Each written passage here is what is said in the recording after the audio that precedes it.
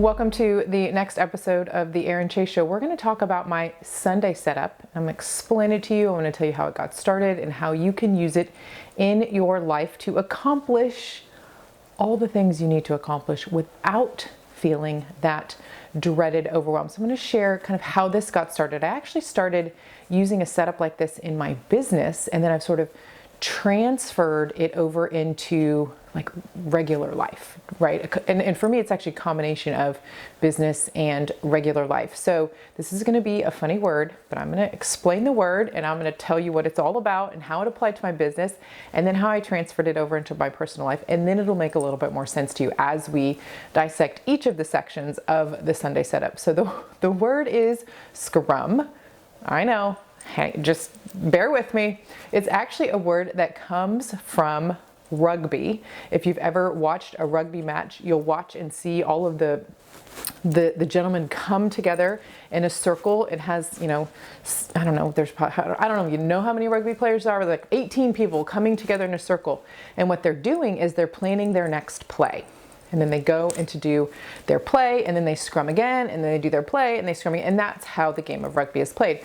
Well, somebody in the productivity world and space many moons ago pulled that concept into software development. So software developers would get together, scrum together once a week, once every 2 weeks, depending on how you work it, and then plan out the week. Everybody talks to each other, figures out who's doing this. Well, I can't do that till you do that. That whole like back and forth that has to happen in any sort of project.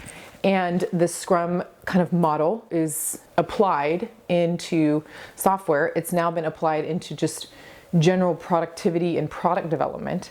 And I'm going to now extend that concept into your life as I've extended it into my regular life. So I think it's a concept that originally started to help with business, but it absolutely helps with keeping up with everything that goes on in the day-to-day and week-to-week in your life. There are so many crazy things that we have to keep up with. And I think if you're a mom listening to this, you totally understand that. This is not a dig at all, don't hear me wrong, but like there's so many details and things that I keep track of that my boys or my husband wouldn't even have a clue about, right? And we actually recently learned that through a scenario that my husband had to kind of step in and do a lot of things that I was in charge of. And it was one of those like, we're very grateful. Thank you for stepping in. And he's like, thank you for doing all these things, right? And it's just the nature of how our family works and set up. But my guess is yours is similar. So all that to say, this is a great way to keep everything in focus, to keep your priorities in line, to keep your goals where they should be, to keep your meals in order, right? And to keep your money top of mind. So those three things I think are the core of the Sunday setup. It's your goals / plans / tasks for the week. It's your meals, and it is your money. So if you're watching this on YouTube or Facebook or Instagram, I'm holding up our Sunday setup tear pad. We do have this completely set up for you. If you want to get these from the shop, you can do that, right? So it has personal, kitchen and home, parenting and marriage, ministry and social, business and hobby. Then there's a section, 7 lines for your meals. And then there's a section about money for any errands you need to do, expenses, and any potential income that you might have. And we're gonna break down each of these sections here in just a second. So I'm calling this the Sunday setup because I do these on Sundays, and I would recommend you do them on Sundays too. And sometimes I get really overzealous and do them on Saturdays. So, do that if you need to, any day of the week. It doesn't matter. For me, my week generally starts on Monday, so I like to do this the Sunday before to make sure that I have a clear picture of everything that's going to be happening that week. And then many weeks, not every week, we're still kind of a work in progress over here, I'll be sharing this with the kids and with Steve. Steve and I already have a weekly money meeting. We'll talk about that in the money episode of this season. But the idea is for everybody to know what's going on. Everybody knows when they have what practice and when they have this activity and when we're doing this family thing together. And so when I can set this up and communicate it to Steve and the boys, the week goes so much smoother because everybody knows what's coming. There's very few surprises. And when, surprises around here, I have 2 kiddos who really need that solid structure. Whenever we have this all done in advance, there's fewer of those surprises that would, essentially like trigger a little bit of that, excess and anxiety and whatnot. So we set up on Sunday so that we can experience the smoothest possible week we can experience with ourselves, right? Okay, let's dig into the goals section of this. So the goals is all the way down. It's the red section. It's the section that's all the way down this side. And I've broken it up into just common areas of life. And I'm going to share a couple of examples of different things that you could put into each section. Personal. These are my goals, things that I want to accomplish this week. They often involve exercise. If I have a specific exercise goal or if I'm training for something, it would go there. Reading. I am not a voracious reader. I think I would like to be a voracious reader. I should say I'm a diligent reader. How about that? So whatever it is I'm reading that particular week generally goes there. If I need to finish something or start something, those go there. It doesn't usually take me very long to read a book. So once I start, I know I'll finish it quickly. Anything crafty related, if I need to rest, it's a good place to put that too. We need to be putting rest on our goals list. We talk about rest in another episode of the Erin Chase Show. I think it's super important to keep that top of mind and make that a priority in our lives. Next is home. And under home, it's any house-related projects like we need to paint our front door. I don't know why it's taking us so long. It's not a ginormous project. It's not going to cost a ton of money. We have a little tiny sander. I just need to get the sanding pads and we have the paint. Probably need to make sure we have the right paintbrush. And we just need to paint the front door. So that type of a project would go under home. Cleaning, reminders to clean. I tend to use this space for bigger cleaning projects like I need to, clean the hardwood floors and then polish them. Like that's a project. That's going to take a couple hours to do, right? So anything that's kind of bigger, I don't include the sort of day-to-day cleaning, if you will, under that, but it's things that need to happen in and around your home or in and around your kitchen that you need to keep top of mind for your week. Parenting and marriage, if you have a family, this is where you would use space to write down things that you want to do together. If sometimes, Steve and I will go on a lunch date, we both work from home, and if we can get our schedules to align, we haven't been on a lunch date in a minute, let's do lunch date this week. Oftentimes I'll include any random or outlying appointments that the kids might have other than their regular daily, weekly type activities, and just any sort of goal that we like, let's go hiking this weekend, something like that. Just putting it down, writing it down. It's a higher likelihood to happen around here. We're a planner family. We try to be spontaneous here and there, but it is nice to have it sort of written out so everybody knows, hey, this weekend we're going to be going for a hike at a nearby park. Next section is ministry and social. This is anything related to activities that you do with your church or your kids' school or your friends, extended family even. Like, I'm recording this in the end of 2020. It's kind of been a strange year for ministry and social. We've had to get clever with how we connect with people, but this is where you would include that type of thing. Like, what can we do differently this week that would be fun to do? Whether it's porch drop-offs or I know the dreaded Zoom, but like, let's just do a Zoom. We haven't done one with these friends in a minute, right?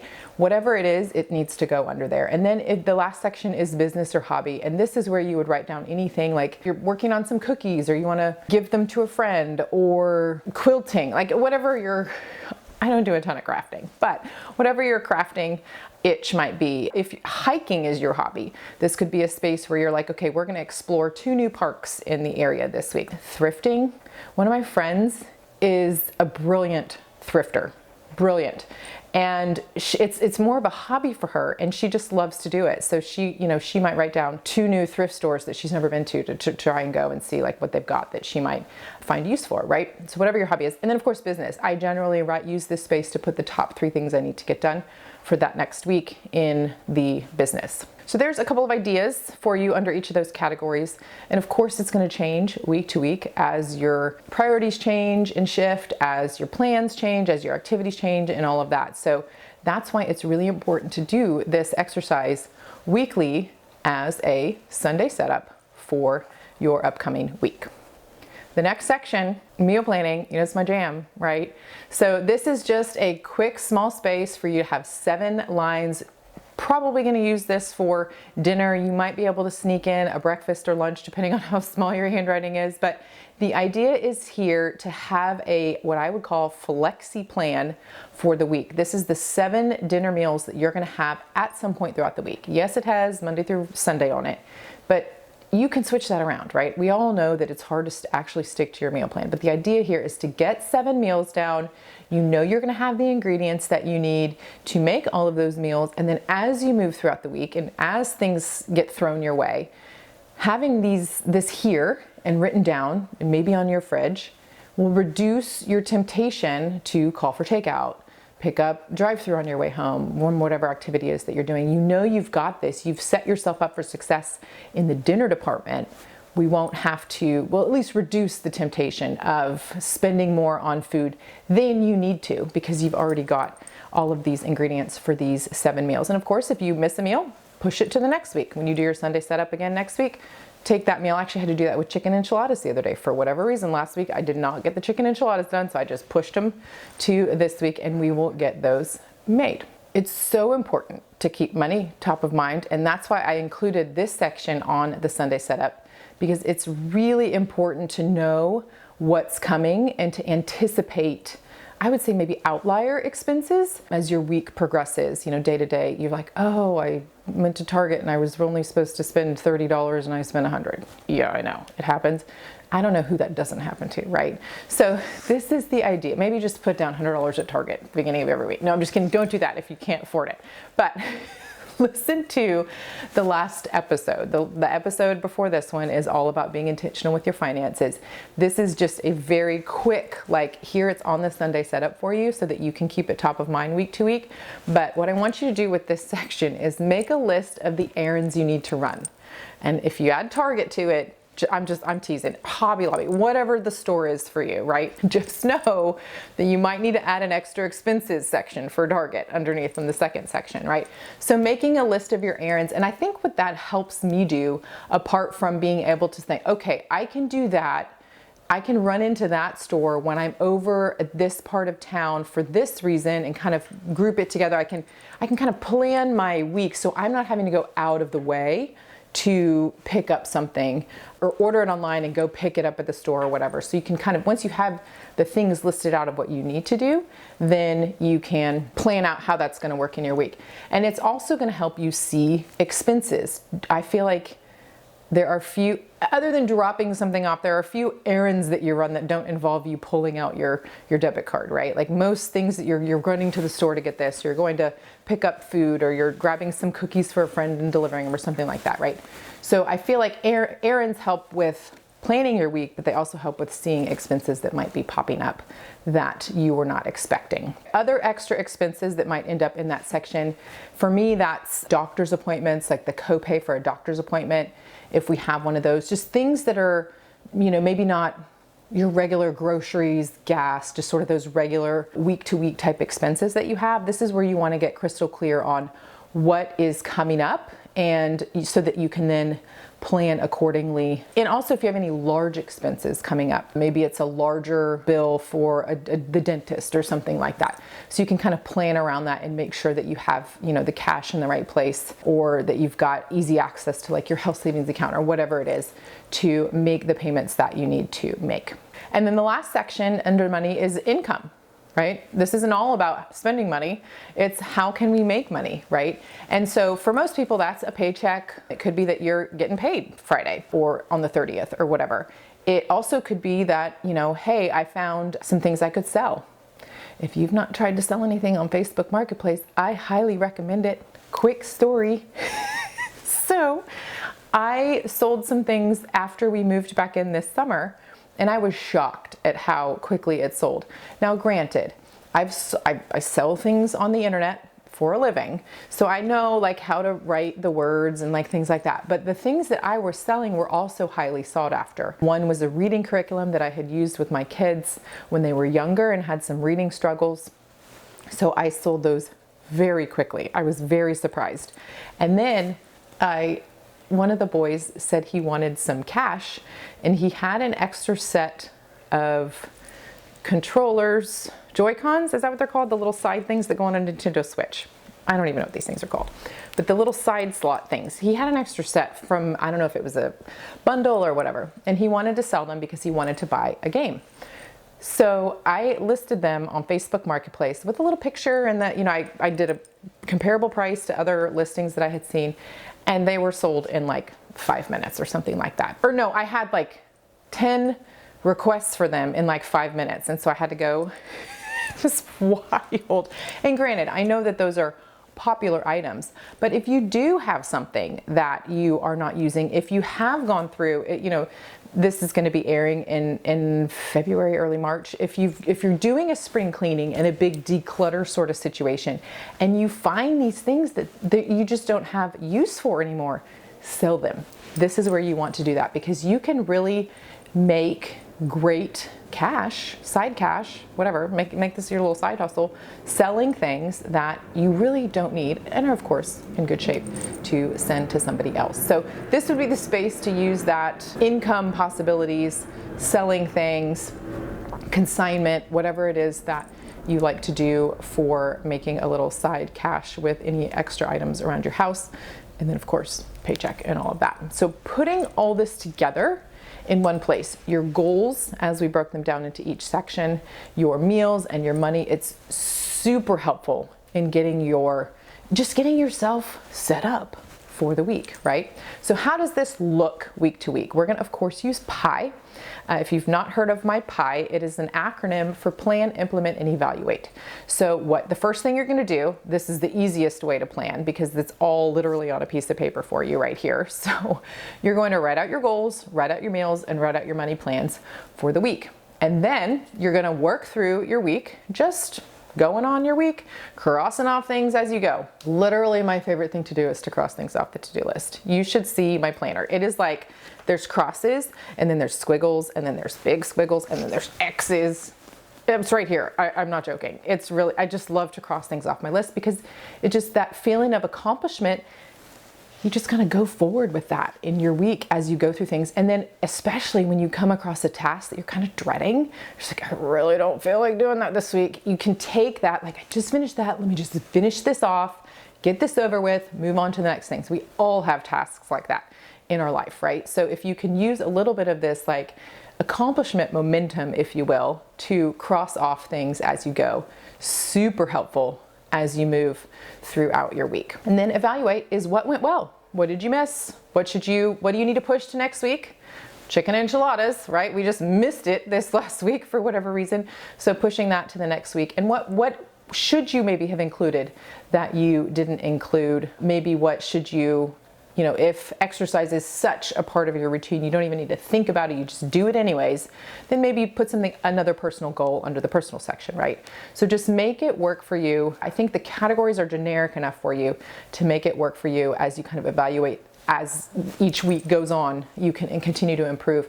And then of course, that's just going to ultimately make you the most efficient version of yourself. It's going to make you the least overwhelmed version of yourself, which I think those two things go hand in hand. We close out every episode with a think, feel, take action, because I do believe that what you think determines what you feel, and that will then determine how you take action and ultimately the results that you get in your life. So with the Sunday setup, the idea is to think ahead of the game, to set yourself up for success doing it on Sunday or Saturday. And then as you move throughout the week, you're going to feel that upbeat, forward kind of accomplishment momentum that we just talked about. That's what I want you to feel. And of course, there's going to be moments where we get derailed. That is impossible to have the foresight to avoid, right? But if we can at least have things prioritized and planned out, then we can start to feel and that forward momentum. Taking action, this is what I need you to do.